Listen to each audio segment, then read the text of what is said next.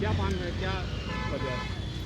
किसानों के खिलाफ जो ये आताताई की सरकार जिस निकृष्टता के साथ उनके वोटों को लेकर आज उन पर ही अत्याचार करने में लगी है और उनके खिलाफ जो काला कानून लेकर आई है उसको वापस लेने के लिए हम लोग पर पूरी प्रतिबद्धता के साथ किसान के समर्थन में देश भर में प्रदर्शन कर रहे हैं, आंदोलन के लिए निकले हैं। और हम लोग चाहते हैं कि यह सरकार ये समझे कि अब तक किसान खुद स्वयं आंदोलन कर रहे थे और कांग्रेस पार्टी उनको देख रही थी। आज आंदोलन में कांग्रेस पार्टी सामने से आ रही है और आपको रोकना मुश्किल ही नहीं नामुमकिन है। इस बात को समझने की ज़रूरत सरकार को है। ये समझाने के लिए हम लोग एड़ी चोटी एक करने के लिए तैयार हैं।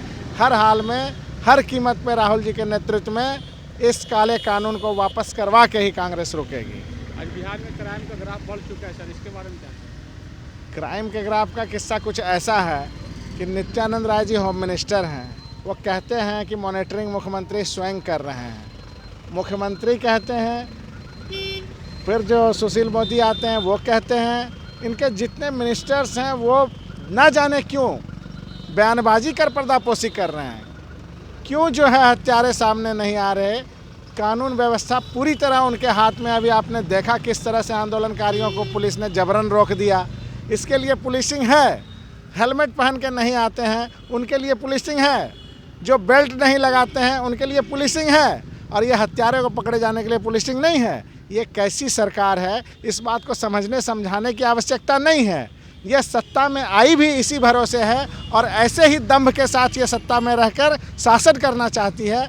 और मेरा मानना, ये मेरी निजी राय है कि यह कानून व्यवस्था के आड़ में, ये आंदोलन के आड़ में जो ये देश का ध्यान भटकाया जाता है, जो और महंगाई चरम पे है, जिस तरह से भ्रष्टाचार मुनाफाखोरी चरम पे है, उस पर से ध्यान हटाए रखने के लिए जिस तरह से चुनाव प्रबंधन में बेईमानी की जाती है, जिस तरह से बंगाल में अभी चुनाव होने वाला है, वहाँ लोग इनके कूटनीति को देख रहे हैं कि किस तरह से ये वहाँ घुसपैठ कर रही है और लोगों को भड़का रही है। उन तमाम चीज़ों से ध्यान भटकाने के लिए इस आंदोलन को खड़ा रखना चाहती है और ये चाहती है कि देश का ध्यान आंदोलन की तरफ रहे और हम इधर बंगाल को हासिल करने में लगे रहें। ये एक बहुत मेरी निहायत ही निजी राय है और ये महत्वपूर्ण है इस देश के नेताओं को समझने के लिए, किसानों को समझने के लिए और देशवासियों को समझने के लिए कि किस तरह से ये निकम्मी सरकार आपके ही वोट को लेकर आपको डराने का काम करती है। नीतीश जी ने कहा था कि 48 घंटे में ही जो अभी हाल में क्राइम हुआ है उस पर